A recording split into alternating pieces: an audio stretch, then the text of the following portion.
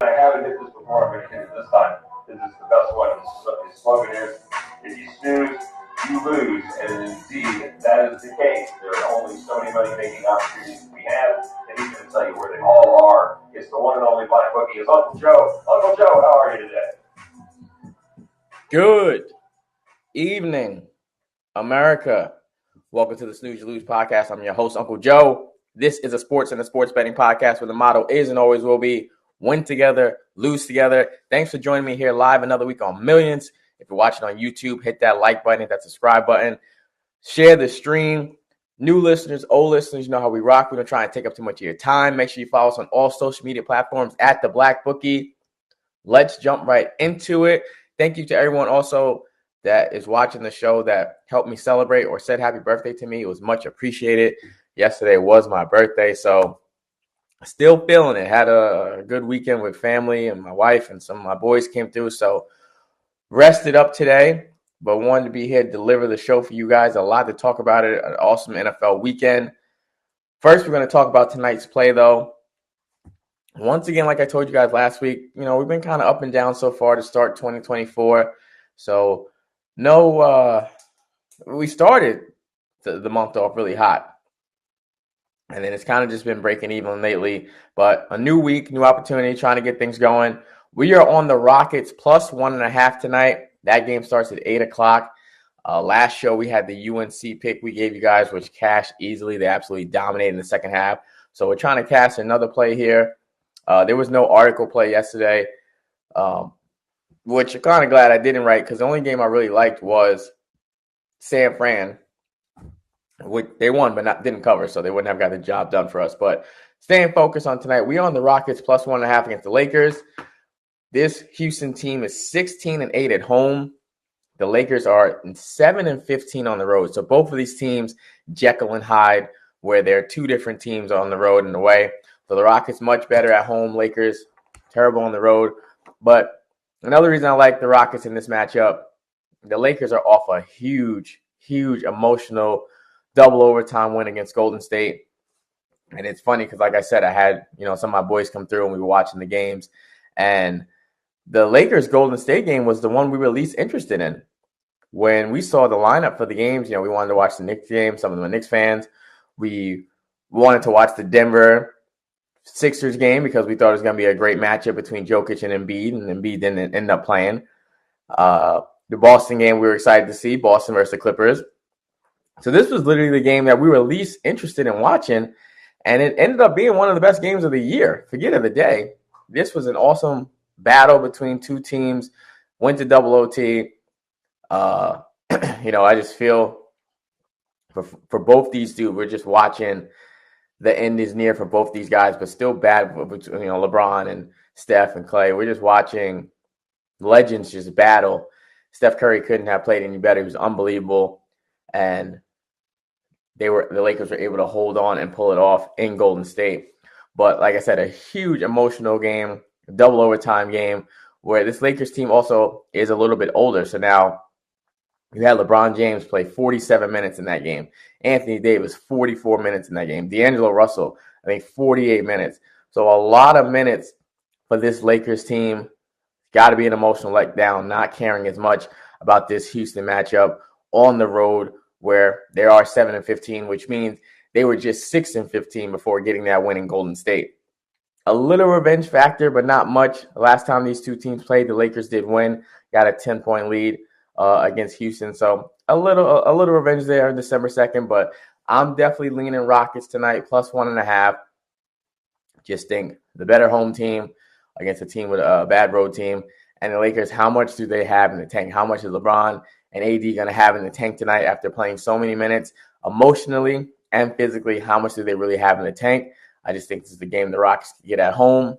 The money line is not a bad play if you want to take the Rockets money line to get some plus money. But to be safe, we're going to take the points. So we are on Houston plus 1.5 tonight. That game starts at 8 p.m. Eastern time. And that is our official Snooze You Lose play. I'm also on a personal play tonight to give you guys a little bonus play for not dropping a play yesterday. I'm on the Mavs tonight. That game's at 8:30. They welcome in their Orlando Magic. Dallas right now on a 3-game home losing streak, so they're looking to end that skid and get a big win tonight at home. But a reason I like the Mavs tonight, one, to end that losing streak, but also Orlando is off a huge win last night against the Suns.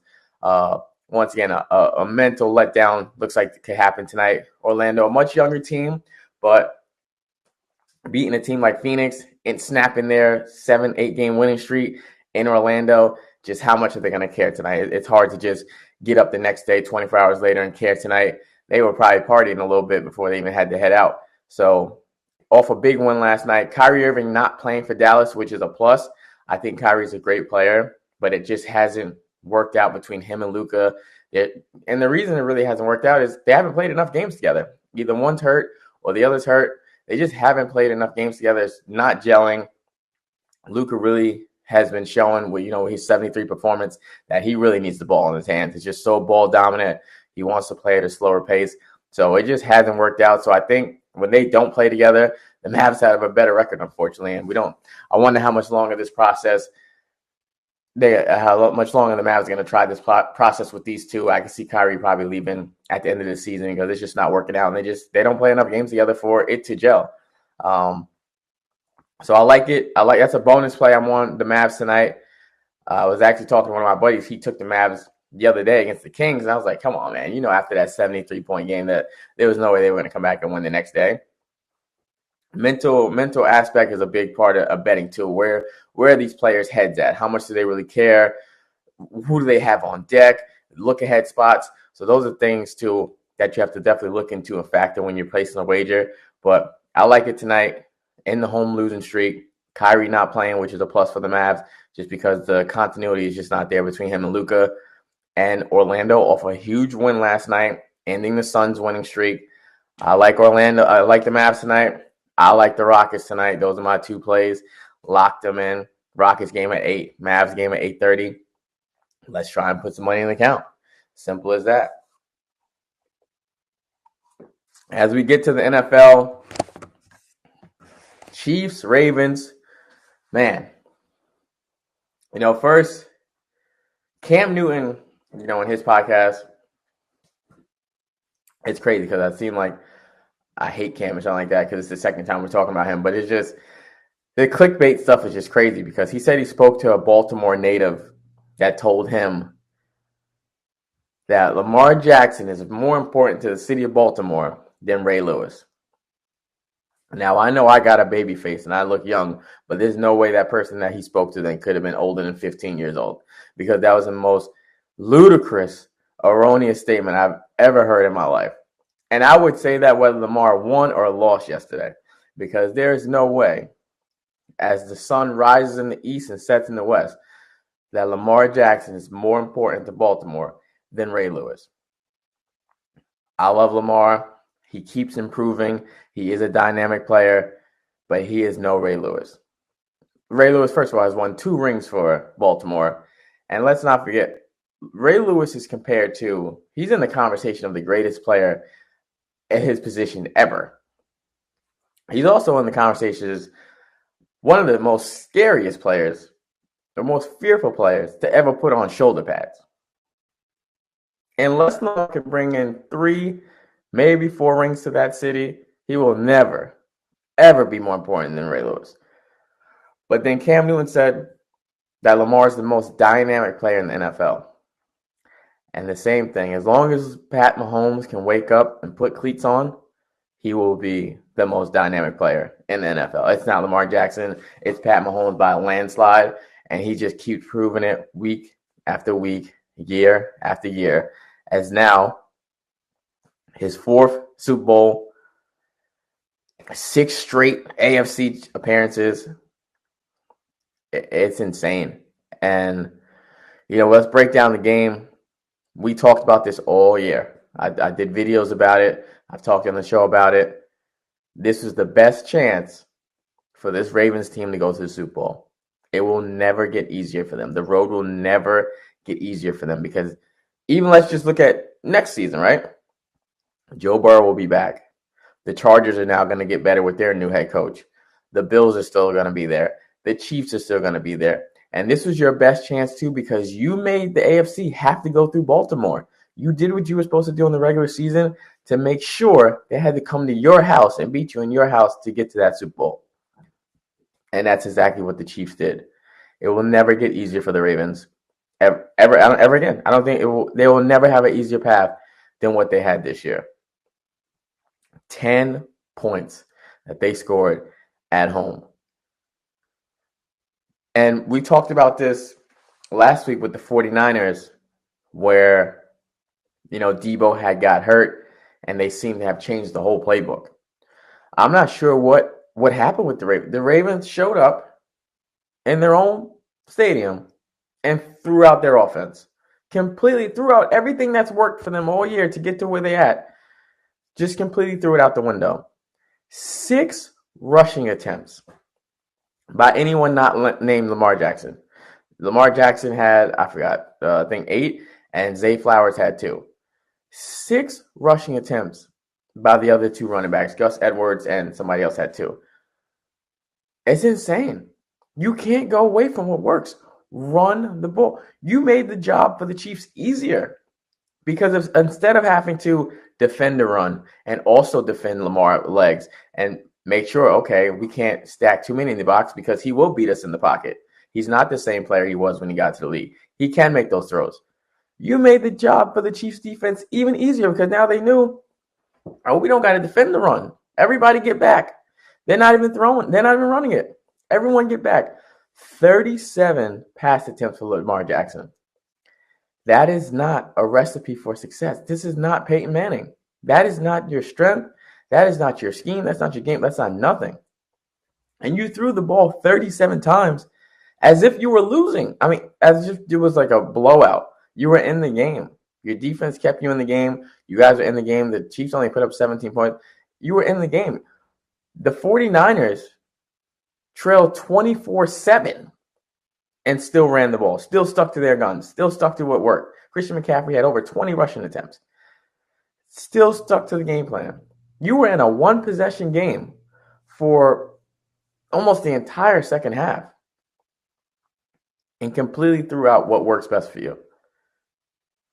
This Chiefs defense also deserves a lot of credit because, we talk about Mahomes, we talk about Kelsey, because those 2 guys are going to be Hall of Famers. They're both incredible. Patrick Mahomes, the best quarterback in the NFL.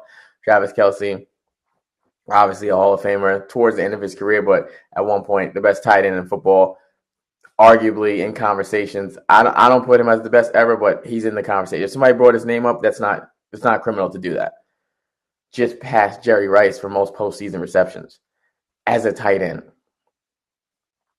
But the Chiefs, we don't talk enough about it, but the Chiefs defense has carried this team 2 weeks in a row, and that's not a bad thing. But that just shows you how this team stepped up and just completely flipped the switch.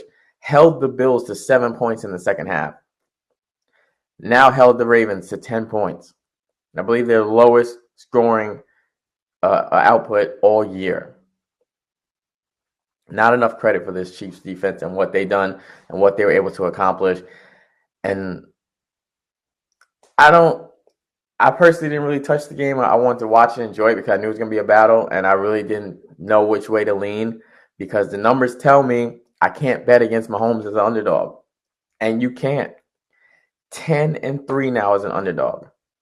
I know for the Super Bowl, I have to take him, and I'll get to that later, but I have to because when he's the dog, all he does is win. 10-3. He is 6-0 when he's the underdog. It's 3 points or more. This line got up to high as 4.5 yesterday. He is 6-0 when he's an underdog at 3 points or more.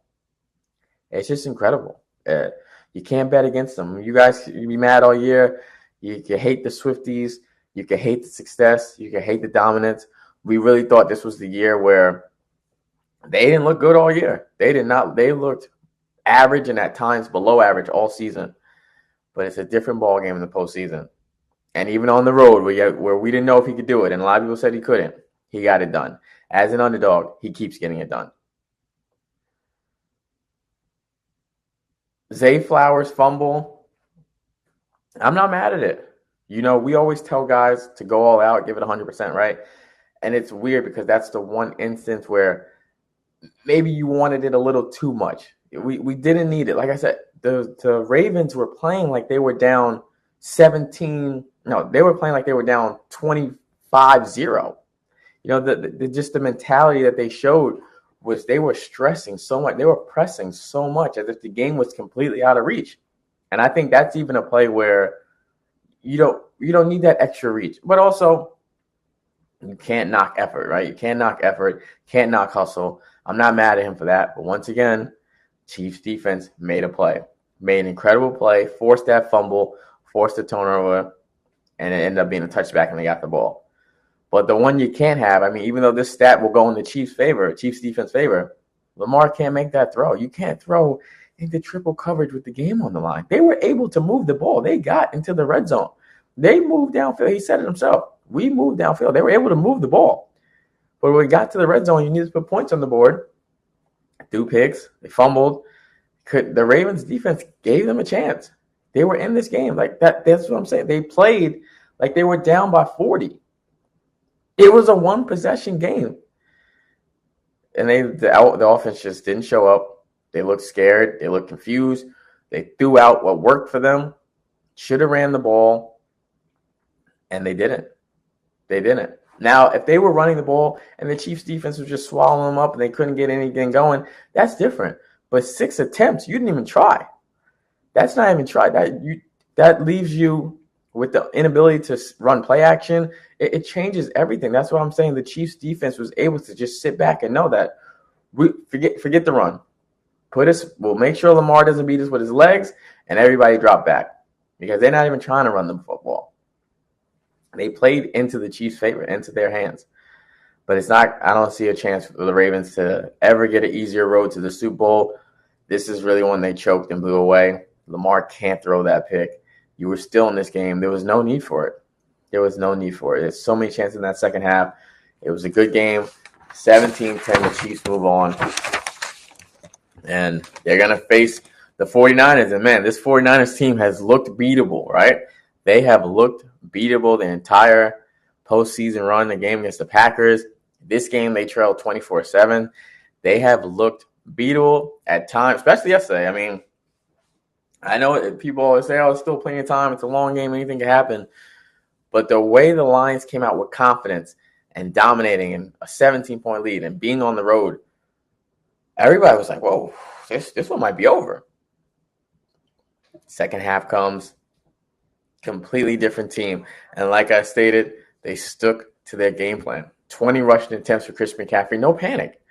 No panic. They did not panic at all. A team that just stayed composed. Had that belief that, okay, we're still in this. We have time.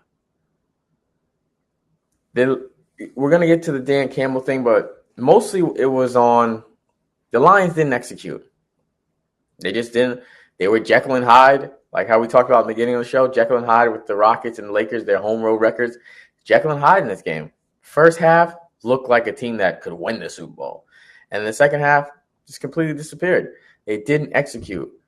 Fumbles, not converting on third down, not converting on fourth down. Dan Campbell, right? Let me get a second for this. Dan Campbell. We love the culture he's built in Detroit. When you watch his pregame, his postgame press conferences, right? Makes you want to put a helmet on and run through the wall for him. The culture he's built in Detroit, he's turned this organization around. But there's also a difference between being aggressive and just being stupid. It's as simple as that. There's no way to sugarcoat it. You just have to come to the point where you got to use your brain. You got to think. We love the aggressiveness. We love the confidence. We love believing in your players. All that stuff is awesome. It's great. It's the reason why this team was up 24-7 and they are where they are. Having a home playoff game for the first time in 30 years. A lot of that, yes, the players play, but he's built a culture to where players have come there and wanted to play and wanted to be successful and believe in him and believe in themselves. But you got to use your damn head. It's literally sometimes what I say to my son. You just got to think. There comes a time where you just got to use your damn head. And he just didn't. He didn't. All the analytics, all the numbers, all that, I don't want to hear it. it comes to a point when we're in the regular season in any sport, baseball, right, NFL, when it's the regular season, it's different. When it's playoffs or it's crucial game sevens or closeout games, whatever, all that goes out the window. You have to go by the moment. You have to go by the moment. You have to read the room and feel the game. Go by the moment. We love the aggressiveness, but you got to use your damn head. The third quarter, they went for it on fourth down. That wasn't his fault. That was the right play call because they're an aggressive team, right? He's an aggressive coach, and you had a lead. You had a 2-possession lead. So I'm not mad at that one. The Lions didn't execute. It was a drop pass. But now in the fourth quarter, down 3, that's the one you can't go for. You have to kick the field goal and tie the game. You've lost momentum. Your team's now playing on their heels. The crowd is into it now. You have to kick that one. That's the one you can't afford. That's the one where you have to just use your damn head. You got to kick that one. Kick the field goal, tie the game up, put the pressure back on Brock Purdy to have to drive his team down the field and make a play. Give your team a breather, like, okay, we're still in this. Everybody catch your breath. We're still in here. Take a deep breath. We can still win this. I know we blew the lead, but now it's tied up. Now it's 0-0. We blew this 24-7 lead, but now it's 24-24. It's 0-0 now, or 27-20, whatever. It's 0-0 now. We're in this. Got to read the room. Got to use your damn head. That was a terrible decision on fourth down, and he cost them one of the greatest Lions runs, this Lions team, right? One of the best runs they've had in over 3 decades. Off stupidity, off of being aggressive, off his personality, which we love, right? But in this moment, it hurt this team, and it cost him. And Brock Purdy's going to the Super Bowl. You guys killed him last week about how he can't play in the rain, which he didn't look good. Can't play in the rain. He's Mr. Irrelevant. He's a game manager. He's a Miss Checkdown King. Every hyperbole you guys came up with to knock this dude down, guess what? He's going to the Super Bowl.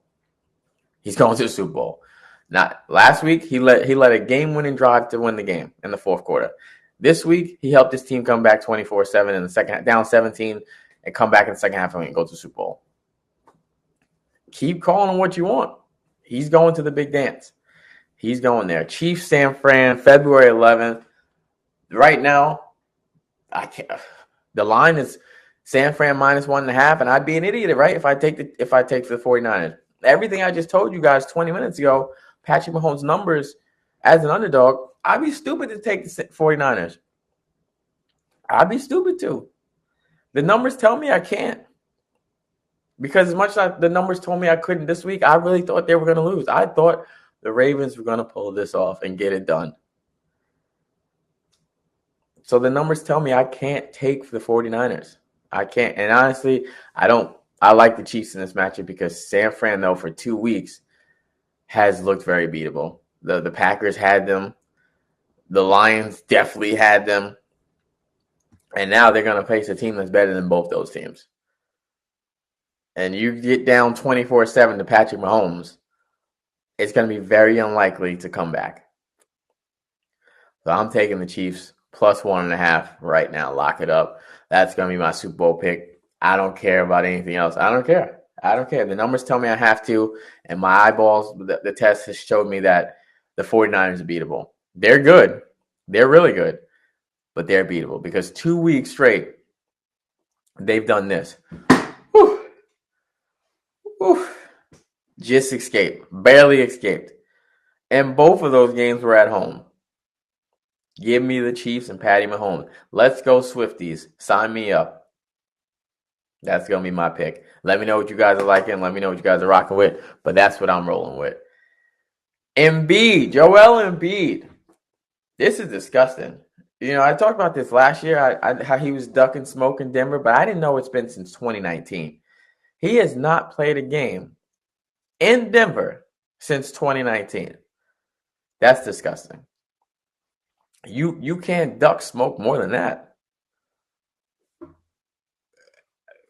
He wasn't even on the injury report. It went from he was fine, he was active, he was warming up. Then all of a sudden, I think I'm good. Now today, he's not playing in Portland. to make it look good, right? You gotta keep selling it. I think that there's no way you can't duck smoke like that, be the MVP, say you're the best big man in the league, blah blah blah, and you're scared to face your competition in his house. That's not an MVP. I'm telling you, he should not be allowed to get any more MVP votes for ducking smoke like that. The NBA has been out of control too with the scoring. The scoring has been crazy over the last week in the league. Embiid with 70, Luka with 70, Devin Booker with 60, Karl Anthony Towns with 60. Absolutely insane week in the NBA. And it's also criminal. Booker and Karl Anthony Towns, 2 60-plus performances, 60-point performances and losses. And one of those losses was to the Pistons. No, not the Hornets. Though that's a finable offense. You can't drop 60. I think you had 65, 68 and lose to Charlotte. You should lose a draft pick over that. This is disgusting. But the NBA has been insane with the scoring. Yeah, we like to see it, right? We like to see dominant performances, but it also comes to a point where it's like, damn, like, I know there's no way you guys enjoy watching this all the time. Like, this times I'm like, this is unwatchable because these are right gritty performances. They're awesome to see. Like, oh man, this guy's on a heater, but it's also a lot that's come with that is 20 free throws. And then you're still losing. Devin Booker, 60-plus points, lost to the Pacers. The Karl Anthony Towns one, it's like, we got to figure something out. This is just, we need a little bit more contact to be acceptable to where you can defend because these athletes are freaks of nature, right? These are the best athletes in the world, the most skilled in the world. We need something. Something's got to change where a dude just can't be coming down dropping 70. I just think it's crazy. Yeah, I think it's just crazy. We got to figure something out. I appreciate you guys as always, man. Another week here. Like I said before, if you are an athlete, a trainer, or anything like that, Millions is the place to be. Check them out. There's also some other dope shows on here, dope live streams. Make sure you guys check them out. Tonight, quickly recap, Rockets plus 1.5, our official pick. Lakers coming off an emotional game against Golden State. A lot of minutes logged by Anthony Davis and LeBron in that game. Going with the Rockets at home. Bonus play. We like the Mavs tonight to end their home losing streak against Orlando after Orlando just beat the Suns last night. So those are our two plays tonight. One official, one personal. Give you guys the bonus play. Chiefs versus San Fran Super Bowl. I'm going with the Swifties. The numbers tell me I can't bet against Mahomes as an underdog. So give me Patrick Mahomes plus 1.5 in the Super Bowl. Hit that subscribe button. Tell a friend to tell a friend. Follow us on all social media platforms at The Black Bookie. And as always, in the words of the icon Billy Walters, had some losing weeks, had some losing months, never had a losing year. Snooze, Lose podcast. Till next time.